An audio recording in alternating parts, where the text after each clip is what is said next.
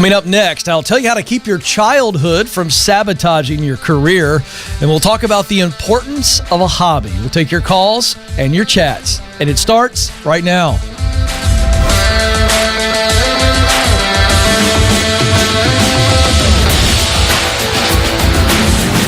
I am coming to you live from Ramsey Studios in Nashville, and you are joining a conversation about who you are, what you were created to do, where you want to do that, and how you can get there.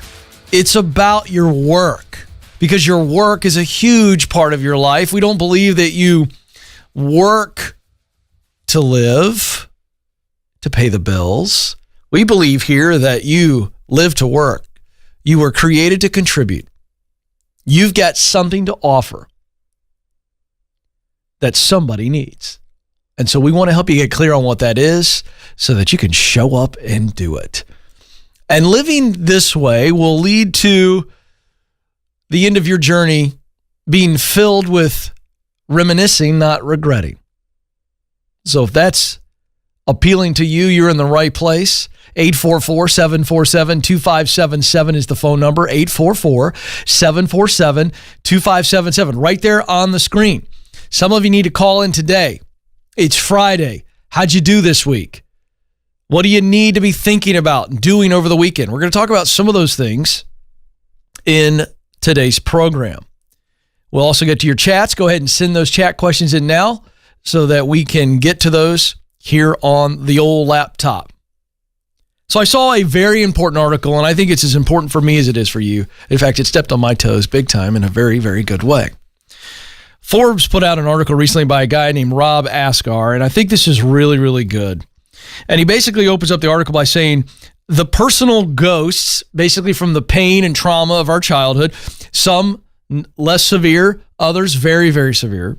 But we all have some ghosts, some scabs, some scars, some pain from our childhood or adolescence, or even our current lives.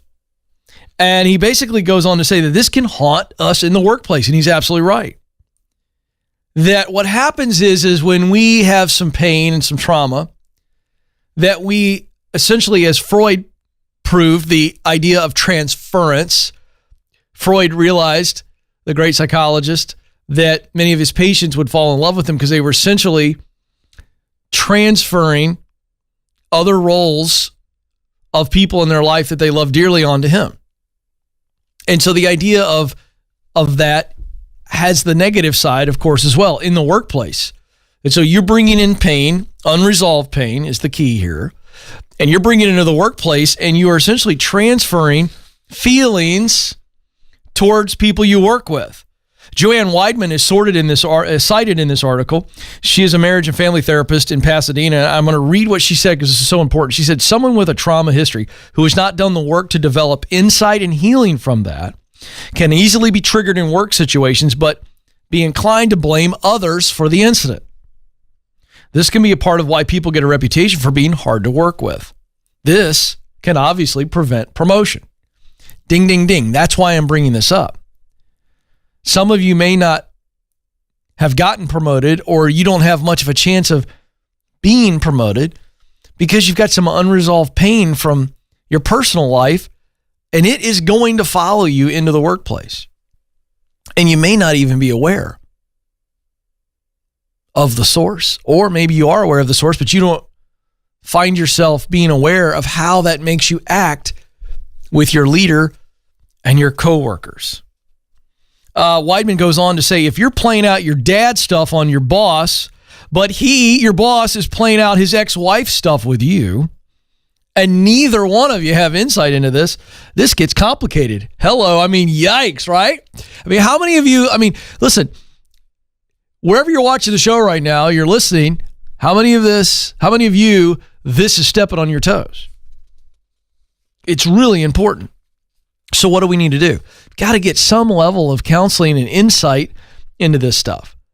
It doesn't require, a total overhaul of your life, but it takes some courage to say, you know what? I think this is happening to me. And I've got some unresolved pain that I am transferring in a negative way in the workplace. Here's the reality. No matter how successful you are, how much money you make, how many results you produce, if you're not healthy personally, you are going to bring that to work and it is going to affect you. It eventually will catch up with you. You may have moved up the ladder pretty quickly, but at some point, unresolved pain is going to create difficulty for you in the workplace. And I want to make sure that you're aware of this and that you have the courage to deal with it. There's no shame in getting healthy. Embrace it. And I think what you will do is not just become healthy, but you will increase your progress. The height of how high you can go and the speed by which you get there. Get healthy. 844-747-2577 is the number. 844-747-2577. Let's go to Provo, Utah, where we start out with Tyler. Tyler, you're on the Ken Coleman Show. Hi, Ken. It's good to talk with you. Good to talk to you. How can I help today? So my question is, I'm trying to figure out what to do about school and how to get in proximity. Okay. Be more specific. What are you trying to figure out as it relates to school? So with school, I've been taking classes online in graphic design and animation. Okay. The problem I've been running into is I haven't been receiving a lot of feedback or anything about how I'm doing. Mm-hmm. So it's kind of hard to stay motivated, I guess. Yeah, sure. You could say. Is this a four-year school, or is this just an online program that's not associated with a university?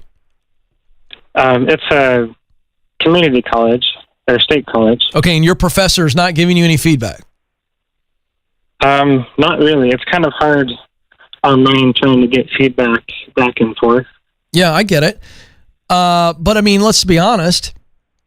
If you were going to give some of your work, whether it be the graphic design or the animation or both, and you were wanting to get feedback from me and my team, let's just say Mark, my graphic designer, said, Ken, I'll do Tyler a favor. I'll look at his stuff. How would you get the stuff to Mark? Um,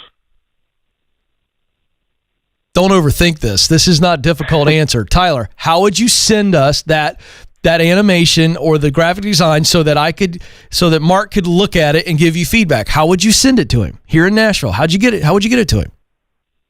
I'd send it online. A what?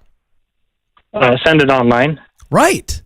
So you're acting like that the digital review is really, really difficult. And I just wonder if you've asked your professor, hey, listen, I know we're online and we're not together, but I'd really, really like your critique. Tell me what's really bad. Tell me what's okay. Tell me what's really good. How can I get better? Have you asked that question that way? Not exactly. Okay, so let's start with that, shall we, Tyler? And then the second thing I want you to do is actually use the proximity principle. That's what you said. You said, Ken, how do I use it? So the proximity principle is, Tyler, in order to do what Tyler wants to do, graphic design, animation, he's got to get around people that do graphic design and animation, right? The people who are doing it and in places where it is happening. So what would be the places? Well, some online communities. Places like that might be animators that gather online. They've got more experience than you. Is there a YouTube channel? Where are those people hanging out where you can get around them and you may not talk to them, but you can watch them. You can watch what they're doing. That's the idea here. That's how you learn and grow. And then there are people in Provo, Utah that do graphic design and do animation. Now, I don't know what Utah's COVID response is and how quickly they're starting to de-thaw, if you will, or to thaw out, to defrost. But you can send your stuff to people. You know people who do that kind of work in Provo, Utah. Yes or no? Well, through my professors, yeah.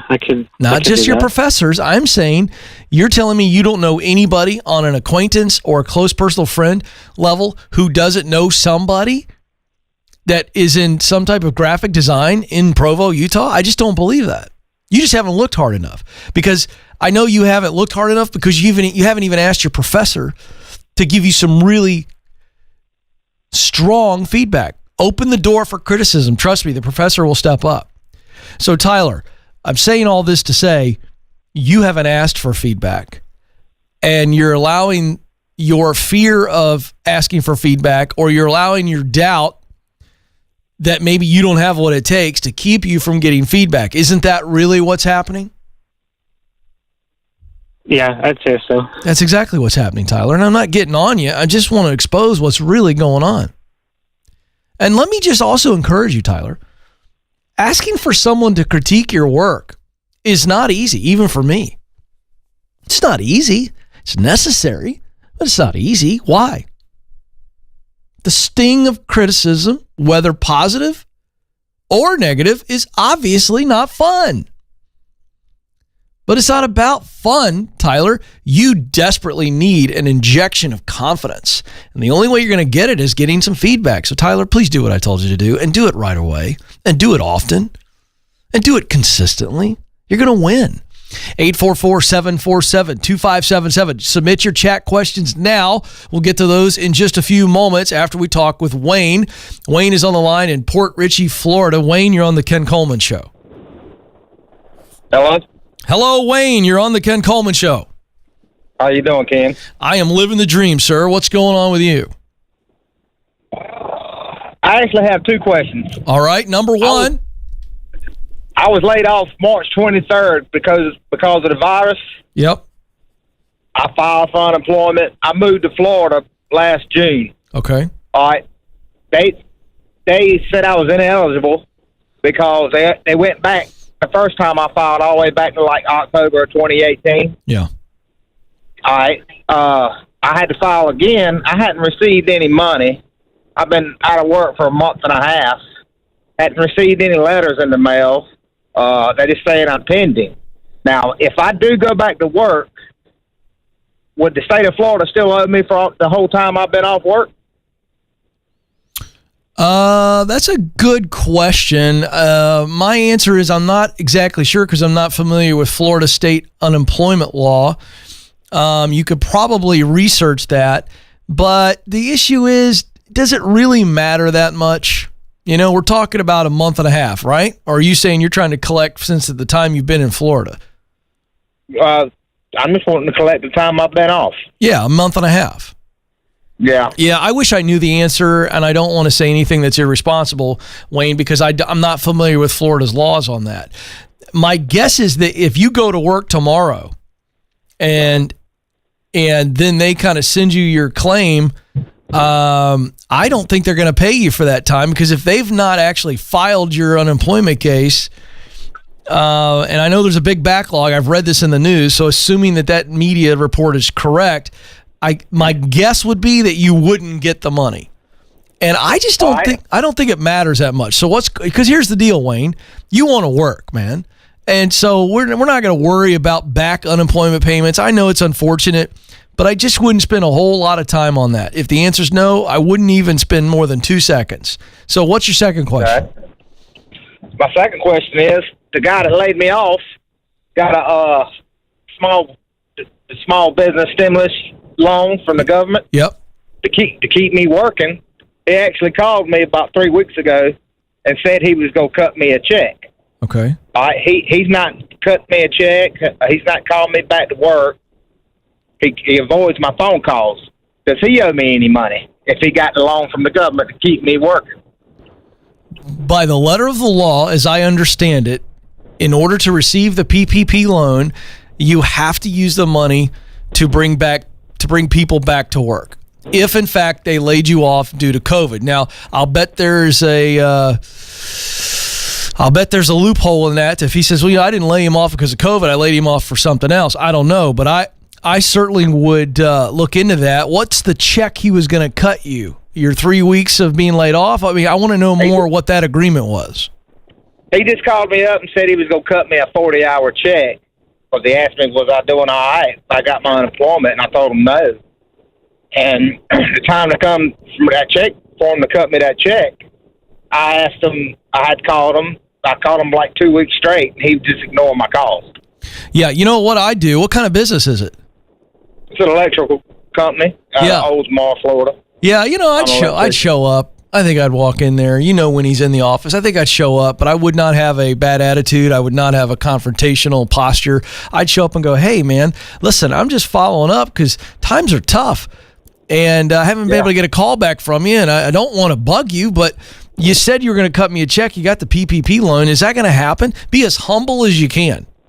Because you going in with a bad attitude and a confrontational spirit, that's not going to help. Nah, I understand that. I'd go in with the weight of a dove. That's what I would do. And I think that's your best chance. I would confront him, but I would confront him like a dove, and I would see if he just starts to feel bad and cut you the check. But I think it's time for you to move on, man. Yeah. Because I don't like the way he's handled it. And I don't either. I don't want to work for somebody like that. No, sir. No, sir. You are way too valuable. All right now. Yes, sir. Listen, Wayne, let me tell you something. A guy like you who's got skills in the trades, I think there's plenty of work for you right now, even if you got to get out and drive delivery food or deliver pizza or do work in some warehousing and shelving or whatever in grocery, or these pharmacies are hiring like crazy. These big box home improvement stores are hiring. Listen, man, just go get some work until this thing gets back to normal. I applaud your governor. I will tell you that. I think he's actually a leader with a real spine, and I think things are going to come back a little bit quicker for guys like you. So go get work and forget about this past stuff. Forget about it. It's going to happen. You're going to get jilted. You're going to have people disappoint you in times of calm, and even more so in times of crisis. You get a person like that who's trying to figure it out, and I don't know his story, so I don't want to project a bunch of stuff on him, and I'm not making excuses for this guy. But people who are uncertain and people who are squeezed, they do bad things sometimes. They're not acting in the healthy frame of mind. And so to the extent that you can, have some grace, try to get what's owed you. The best way you're going to do it, though, is with sugar. It's not going to be with salt. I can tell you that right now. So I apologize, Wayne, on behalf of that leader not following through. I hate that for you. But better days are ahead. 844-747-2577 is the number. Let's go to the chat room. Danelle writes in, hey, Ken, I had an interview last week. They are doing my background checks and checking references this week, but my references haven't been called yet. Is that a bad sign? Nah, I don't know enough to say that that's a bad sign. Could be, but you're in your head. And I get it because you're waiting on resolution. And boy, it's a wacky time for all of us, So you need to focus on what you can control. You cannot control if they call you back. You can't control if they're calling your references. Can't control any of that. I want you to keep going. In fact, I would not just sit around waiting for these folks to get back to you. I'd go look for other gigs. Get after it. Sherry writes in, hey, Ken, I was given a verbal offer around mid-March, and I countered. After making a counteroffer, I didn't hear back from the recruiter. After countless calls, I was told that the position was tabled. Thoughts? Yeah. You have to assume that they're telling you the truth, that they tabled it. We just got hit with the biggest economic suppression the world has ever seen. So, let's just break it down, Sherry. Either they're telling you the truth, that they basically pressed pause on this position due to COVID and all the uncertainty surrounding it, or they're lying to you. I mean, it's one or the other. Right, Joe? I mean, so here's the deal. What happens if they're telling you the truth and they've paused the position? You being obnoxious on the heels, by the way, of you countering and not hearing from the recruiter, that's potentially a bad sign. Not saying it is. They offered you something, you said, I want this much, and you didn't hear anything from the recruiter. Then COVID comes in, and I'm not sure because this is a chat what the timeline is. So you got that, plus the fact that they're telling you they tabled it. You have to assume that they did, in fact, table it, and you have to take them at face value because, again, you don't want to be obnoxious. You want to give yourself the chance that maybe that develops into an opportunity in the days ahead. If they're lying, you don't want to work for them anyway.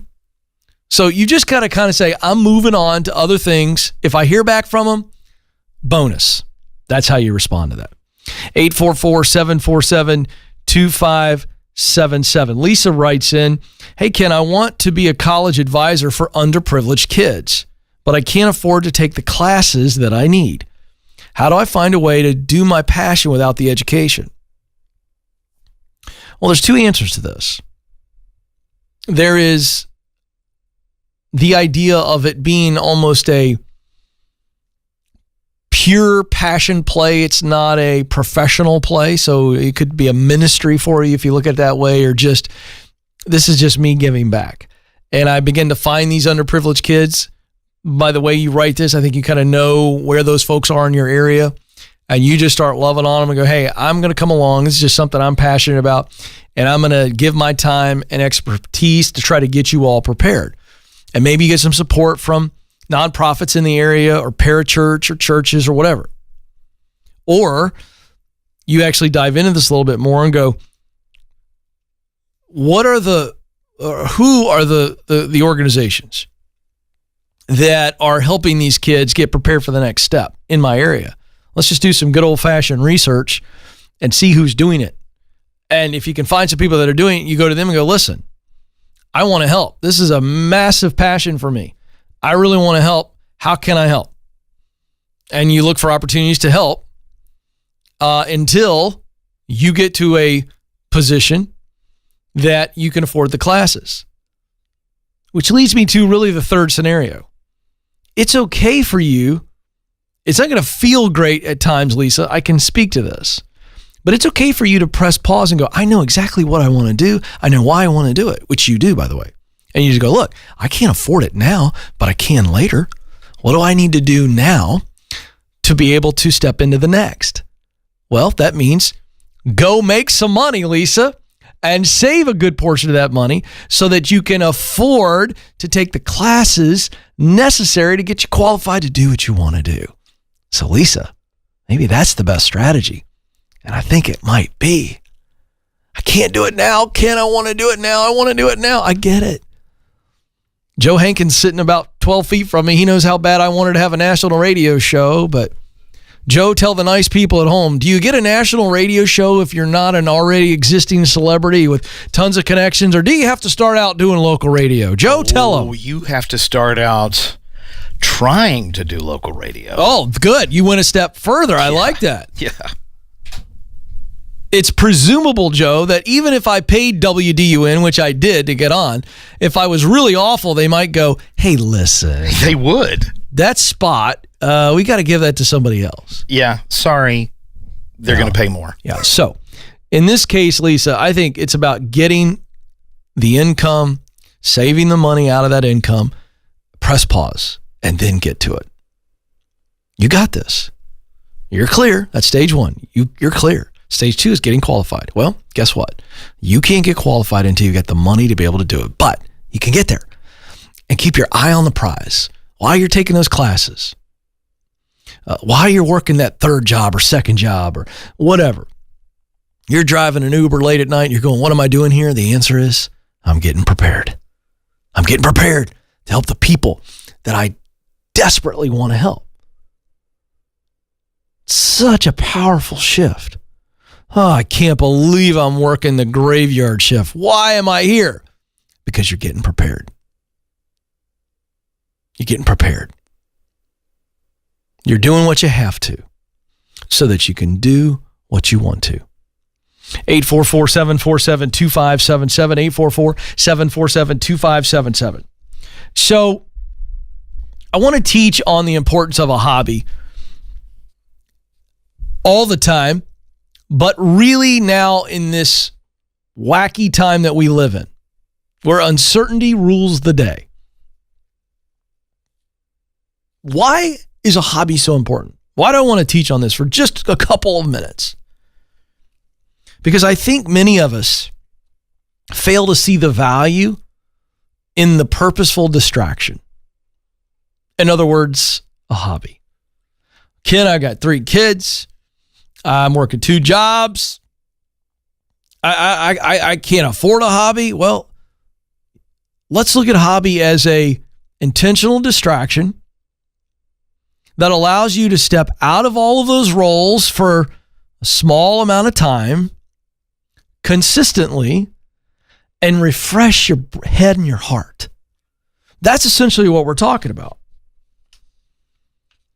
Your creativity, which all of us have and all of us need, gets revived when we put ourselves in a place where we're not bearing down all the time, but we're just having fun and enjoying something, whether it be cooking, or working on a car, building some furniture. I don't know what it is, but just a distraction. You know, we get this call all the time. Ken, is this hobby level passion or is it profession level? And we walk through that. And I will tell, I've told many people, listen, I don't think this thing over here is the professional play, but I think it's the personal hobby play, and it's both and. You can go over here and do something you love, and it helps fund not just your family and all of your needs, but it helps fund this hobby, which keeps you healthy, keeps you really healthy. I saw a quote recently that said, hobbies don't just take our mind off of our stressors, it'll help us meet our work and life challenges. So let's just spread this out a little bit. This isn't just about making you better in your work. How about better in your marriage, better in your parenting, when you've got some sort of release and distraction that is a healthy hobby? So it's everything from playing golf to playing poker to cards to bingo. I don't care what it is. I can keep going, you know, and again, working on a car, you know, a hobby that, you know what, I'm going to go work on cars for single moms. Now I'm getting paid for it, but it's a nice distraction and I see some tremendous value. So it's not always fun, but it is fun, right? It doesn't have to be this wee activity. Just be something that's really, really important to you that gives you such a valuable distraction. So embrace the hobby. Embrace it. Because it's going to make you well-rounded. Emotionally, mentally, maybe even physically. Hey, you know what? Specific exercise as a hobby.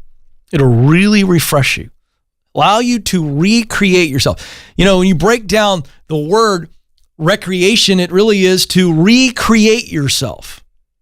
And so the idea of taking your mind off of work and then focusing on something that you really enjoy refreshes your brain. I'm looking through the glass right now, and Michael Reddish, a longtime friend who's a coworker, teammate, is standing out there, and the guy really understands this. Recreation, recreating, does a lot of this for our company. Creates all these events here, you know, and it really takes the mind off of the grind and the work, and he really models that, so that's really fun. I love that. 844-747-2577 is the number. Back to the phones we go. Pam is on the line in Glendale, Arizona. Pam, you're on the Ken Coleman Show. Good morning. Hi, Pam. How can I help? So I want to know how to assert myself within my job, because I love my job, in order to advance, because I've been here almost 5 years and I haven't been able to advance in my position. Okay, I love this question, and there's really three things you need to do to advance, okay? But before I break that down, I'm just curious, what's your self-assessment as to why you've been there for 5 years and you haven't been promoted? Why is that? I feel like I don't assert myself enough. What does that mean? To get noticed. Because I work in a company that has like 5,000 employees. So I work in healthcare. Okay. I'm not a nurse, though, so it's just administrative. Okay. And if you're not striving to do something great, invent something, so to speak, like new processes, you're not going to get noticed. Okay. That may be true, but I think you're making that very extreme. I'm not sure that that's the only way to get noticed. In fact, I know it's not. But I want to break down your thinking. You're like, Ken, I work for a company of 5,000 people. I can't get noticed. Wait a second. How many are on your direct team? How many people? About 30. Oh, no, wait a second. See, that's what your mind needs to be focused on. You're telling me you can't stand out among 30 people? No, because 60% of them are nurses. Oh, wait a second. So No. obviously, I can't stand out among them. Oh, Pam, yes, you can. Tell me what your key responsibilities are in the day right now. Give me a quick list. So we work cases for prior authorization, but I do all of the complicated ones. Anything that needs fixing or repairing or something that was done wrong, I have to do it right. Is that like paperwork? When you say fix a case, what does that mean? So it's just computer work. Yeah. It's a prior authorization case for healthcare. So I just need to make sure that it was done correctly, and if it was approved correctly. Okay, great. Or Are you getting denied? Are you wrongly. getting? Got it. Are you getting good marks for your performance? Yes. Okay, great. What does the ladder look like for somebody like you? If you're not a nurse, what are other, let's just call them administrative support jobs that would be higher up the ladder for you? What would those be? Well, the next step is senior, and then the next step would be supervisor.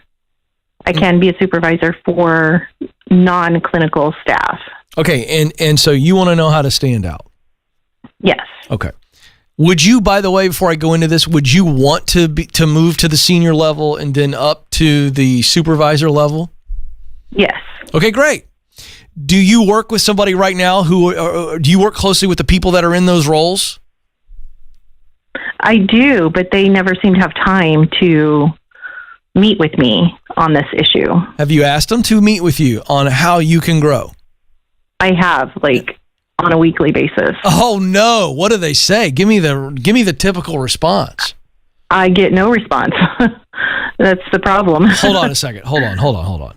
I think we got the problem here, but I want to make sure that I heard you correctly. Are you sending them emails on this, or are you looking at them eyeball to eyeball saying, hey, I want to know how I can grow in my role and move up the ladder? Is that happening face to face, or is it an email that they're ignoring? No, it's an email.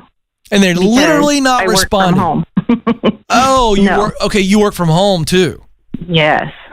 And they don't even respond. No. That's the problem. Mm-hmm. You are not in a culture where they are actively trying to develop people and then promote people. So Ramsey Solutions is a great example. We are known for when you get in a position, you come in here and we develop you. We want you to win there, and we keep developing you. And if you accept the developing and then you rise above it, then you move up the ladder. That's not happening for you, and it doesn't seem like that's happening a lot in that culture as well. Is that true, or is there a disconnect on that as well? No, that's true. Okay, then. So I'm not telling you to leave right now, because I don't like anybody jumping, but you need to start looking to an organization where you're going to get noticed. It is unconscionable to me. Now, I'm going to still give you how you get noticed and how you really step up, but it is unconscionable to me that they're not replying to your emails. Yeah. How many emails have you sent on this topic? I've sent at least 5 in the last month. Oh my gosh. Because we've had a little downtime. Yeah, but the fact that they're not even willing to have a meeting with you and give you the polite, we don't have a spot for you to move up to, really concerns me. Mm-hmm. So I would push, not hard, but I would push to get a face-to-face to say, hey, I've done a good job here. I'm getting marks here. I'd love to move into the senior role or the supervisor role when those come open. And then the other thing is while you're looking outward, because you need to look for something else where you can grow. If one of those positions open, have you ever put your hat in the ring for that, actually applied for it? Yes. And what happened? They're telling me I don't meet qualifications because I've tried other positions. Is that so true? I can move up. Is that true? I don't think so. Well, you want to know so. Yeah.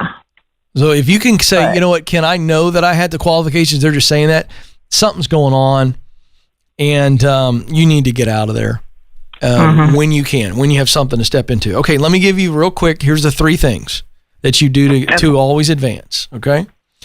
Okay. You got to know your role. That's really clear on what's expected of you, and I think that's the case for you. You know exactly what a win is, and you're winning based on your, performance reviews. The second thing is you got to accept your role. That's an attitude issue. I feel like you've done that in 5 years. You've not been impatient. You haven't stepped on toes. Is that correct? You just said, I know my role and I accept it, correct? Correct. Then you maximize your role. And this is where you've got to go above and beyond. You're looking for opportunities to help other coworkers. You're going above and beyond, taking what looks like a win and taking it way beyond a win, going, wow. We go from wins to wows. That's what you got to do. Okay? Now, those are 3 things you got to do. I'm going to give you 4 characteristics that you need to develop. If you don't have these characteristics, you can build these. The first is likable. You got to be likable. That's just good old-fashioned. People smile when Pam walks around because Pam makes me feel good when I'm around Pam. I enjoy being around Pam. Pam is a light. Okay? Yes.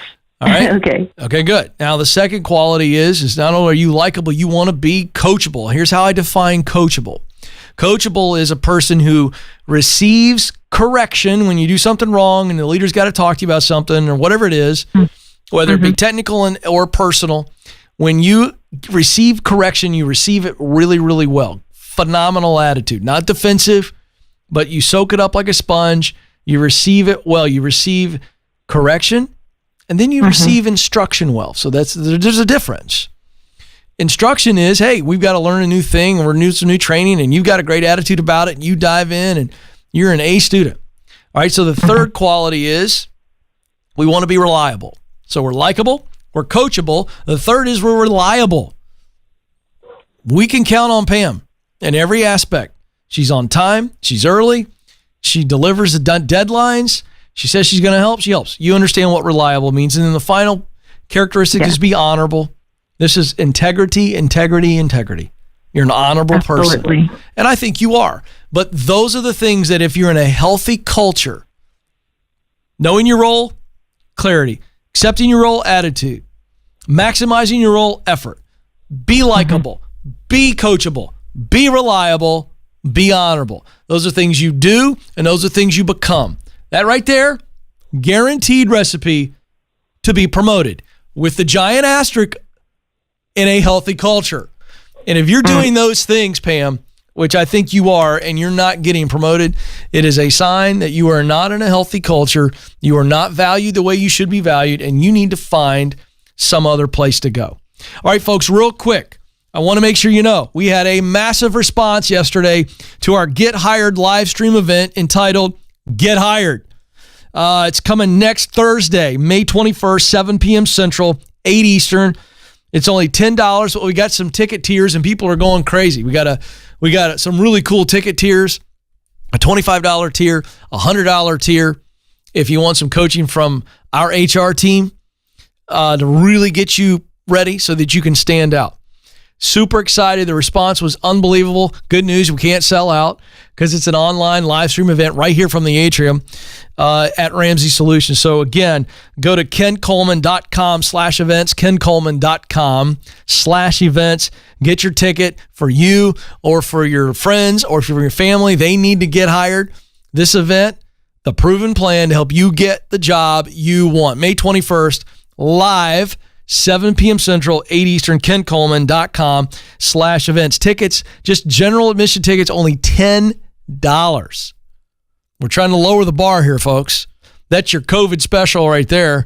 Go now, kencoleman.com/events. Well, my time's almost up, but before I go, you matter. You do have what it takes. Thanks for joining us. Until next time, this is the Ken Coleman Show. Press on.